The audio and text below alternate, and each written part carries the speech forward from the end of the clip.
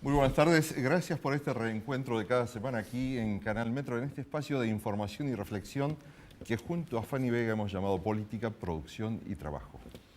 Y obviamente que los temas son muchos por estos días, aunque estemos con una mirada casi todos, sabiendo qué ocurre en este mundial y sobre todo haciendo votos para que la Argentina le vaya bien, no solo cuando juega al fútbol, sino fundamentalmente con lo que va a quedar para todos, ¿no? Que es los resultados de la economía o la política conduciendo a la economía para que haya trabajo para todos. Y como este programa se llama Política, Producción y Trabajo, no podemos dejar de recordar que hoy es el aniversario del fallecimiento del general Juan Domingo Perón, presidente constitucional en democracia en Argentina en 3 oportunidades.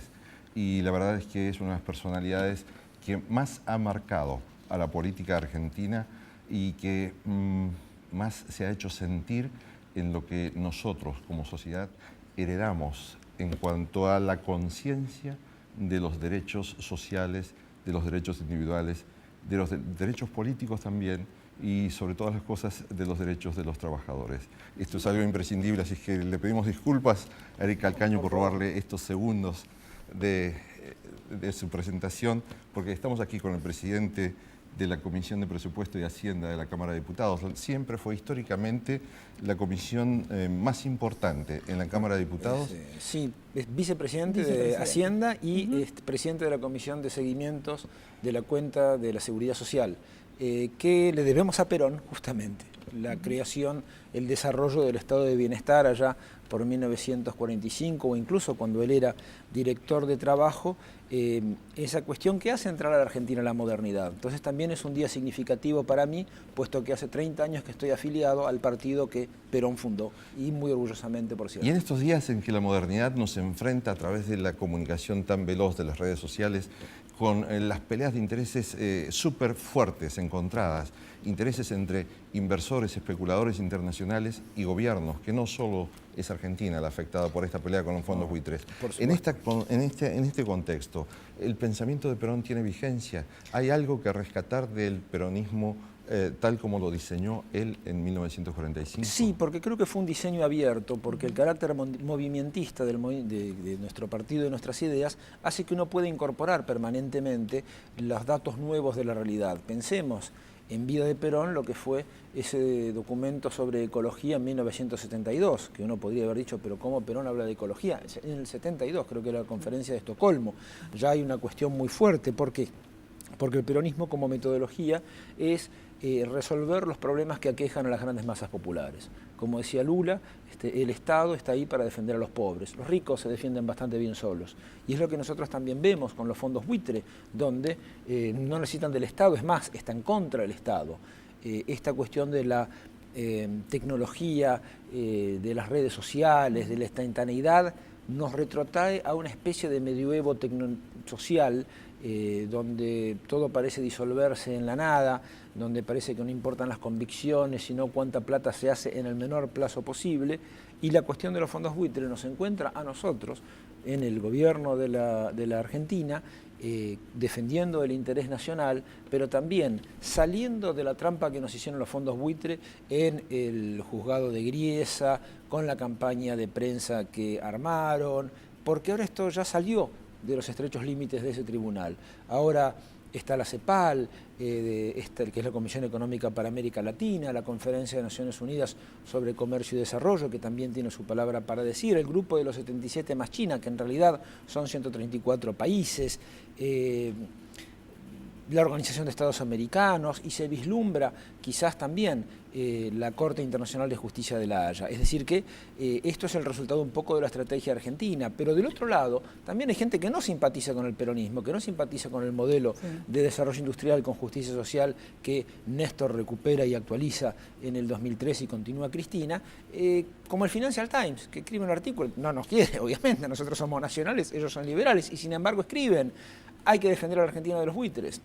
Yo estaba pensando precisamente el diputado Calcaño, le decimos a la audiencia, fue uno de los integrantes de esa misión de parlamentarios que viajó a Estados Unidos previo a que se desatara por lo menos la definición del caso a través del tribunal del juez Griesa. ¿Y ustedes qué observaron como parlamentarios allí cuando estuvieron en Estados Unidos? ¿Tienen conciencia verdaderamente de que están en el foco de la generación de este tipo de problemas?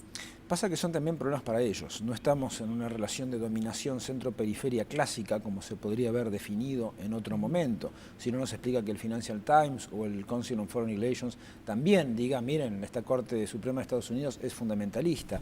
Lo importante de esa visita, que fue conducida por Julián Domínguez, el presidente de la Cámara de Diputados, fue poder establecer lazos entre parlamentarios de un país y de otro. Y en los parlamentarios norteamericanos que encontramos es muy interesante ver que había republicanos, de hecho el presidente honorario de la Comisión de Finanzas de la Cámara de Representantes, un viejo republicano de Alabama, ese sur profundo y conservador, que estaba del lado de Argentina. Después había unos demócratas que quizás estaban más del lado de los fondos buitres.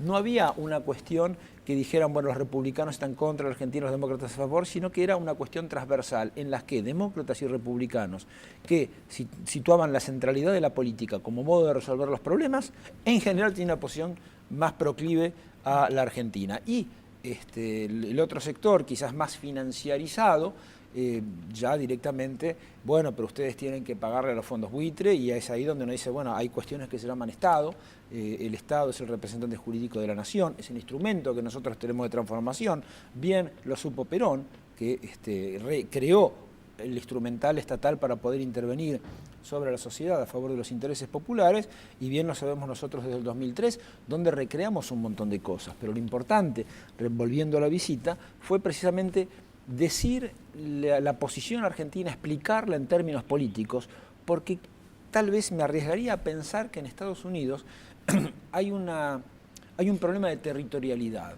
Me parece que quizás el juez Griesa está fallando porque Paul Singer es el principal financista de campañas políticas del Partido Republicano, que la Corte Suprema de Estados Unidos también es republicana, y que se privilegia mucho la cuestión local, territorial, de quién gana, quién pierde, y así no se puede mantener una hegemonía a nivel mundial. Por eso el propio gobierno de Estados Unidos también es crítico de la posición que ha adoptado. Con grandes poderes vienen grandes responsabilidades, y ese también es un poco el mensaje de la Argentina estos días.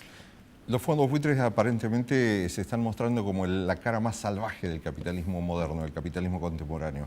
¿Tienen algún equivalente aquí en las tasas de ganancias que tienen las empresas, que son las que realmente generan estos picos de precios que impactan sobre el salario a través de la inflación? Hay una cuestión que la presidenta definía el otro día, que era el tema de la explotación y el tema de la exclusión. Es decir, que en el capitalismo clásico, para poner algún nombre aproximativo, está esta cuestión de la explotación que hay que resolver. En este capitalismo de nuevo cuño o capitalismo maleante, no sé, como en inglés es Sky Rock Capitalism, está esta cuestión de la exclusión. Es decir, son diferentes niveles. Y de hecho eso también uno lo ve diferenciado en los apoyos hacia la Argentina de instituciones como el Fondo Monetario Internacional, que tampoco nos llevamos muy bien, pero que distinguen lo que es tratar con estados de lo que es una zona gris, marginal de las finanzas internacionales, que son los fondos buitres, las guaridas fiscales y los jueces complacientes. En ese contexto nosotros podemos ver que no sé si tanto las empresas argentinas en general, sino algunos sectores de prensa y algunos sectores políticos sí se regodean con la victoria de la aparente o con los avances de los buitres, cómo se regocijaban aquellos que iban en los barcos ingleses y franceses el día de la vuelta de obligado.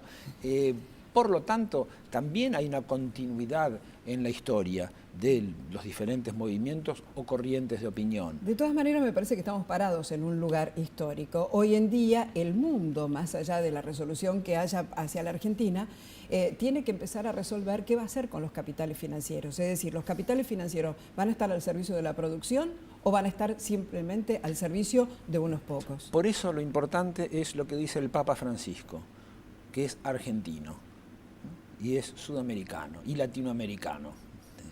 Y todos sabemos cuáles son de qué corriente de opinión política viene. Y establece claramente lo que marca la doctrina social de la Iglesia, de la cual el peronismo es la expresión política. Dice, el capitalismo financiero o el capital financiero no puede esclavizar a los pueblos. Es la política la que debe conducir a la economía, como bien señalaron ustedes al principio, porque si no la economía librada a sí misma se carcome. Y la política también, para que no esté librada a sí misma, tiene que seguir principios éticos y principios morales, los del compromiso político. Entonces, es ahí donde tenemos que articular las diferentes esferas para poder ofrecer un proyecto nacional a la sociedad y llevarlo. Luego, aquellos que quieren vivir de nuestra ruina, aquellos que tienen la tragedia de la codicia porque quieren tener la mayor cantidad de cosas en el menor tiempo posible, o aquellos que tienen la codicia de la tragedia, que son los sectores más recalcitrantes aquí en la Argentina, que quieren que a la Argentina le vaya mal porque eso les va a dar la oportunidad, piensan ellos, de retomar el poder. Bueno, nosotros decimos, hay que hacer política, hay que hacer militancia. Cuando nosotros fuimos a Estados Unidos fue precisamente para dar el mensaje oficial, el mensaje institucional de la Argentina con una misión pluripartidaria.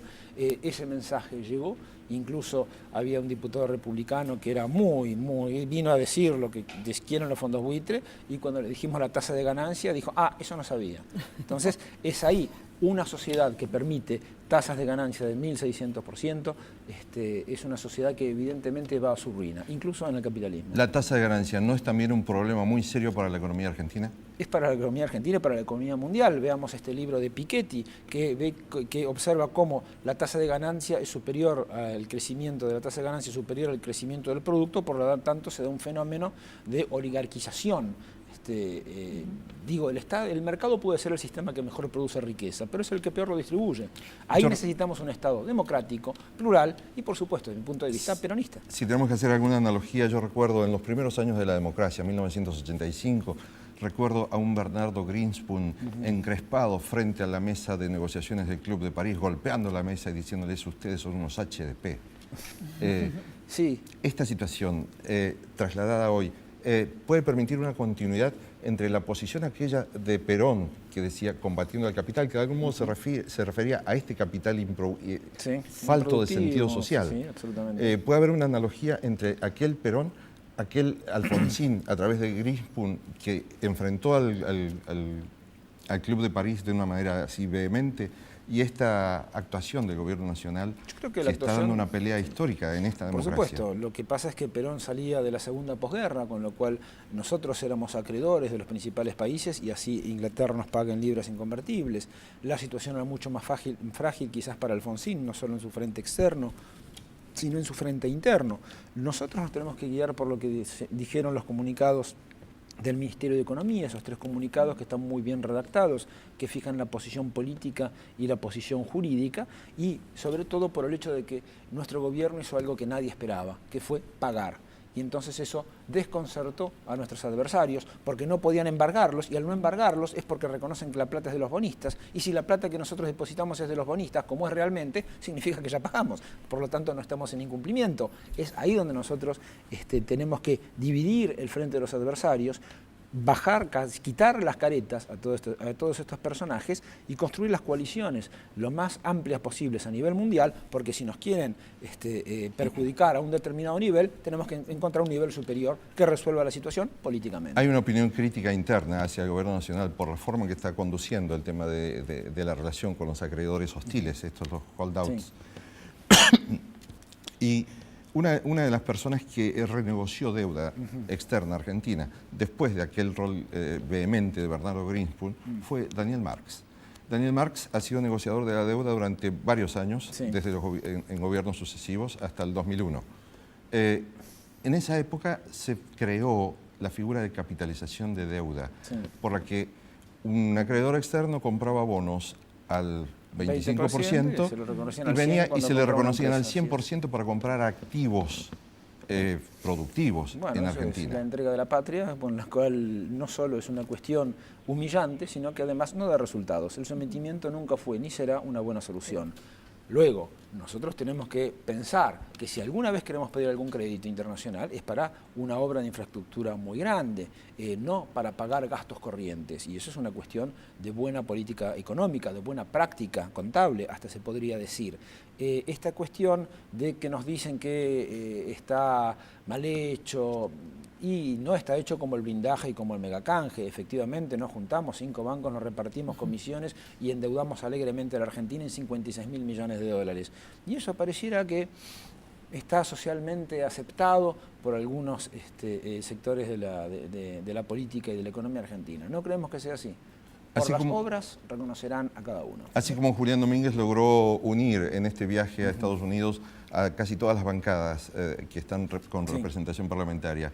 ¿Se puede pensar que tal vez con ese mismo concepto las bancadas, los partidos políticos van a sostener lo que resulte de esta batalla entre el gobierno argentino, el Estado argentino y los fondos buitres? Sí, esperemos que sí, pero casi en interés propio, porque si aspiran a gobernar los destinos de la patria en algún momento, todas estas cosas son cosas que les van a ser útiles, incluso para ejecutar su plan de gobierno. Por supuesto, si escuchamos un de la Rúa decir que el megacanje así fue positivo para el país, ya se cree que todavía está en el programa de Tinelli. ¿Qué le pasó? Diputado Calcaño, muchísimas gracias por habernos acompañado hoy en Política, Producción y Trabajo. Volvemos en un minutito nada más.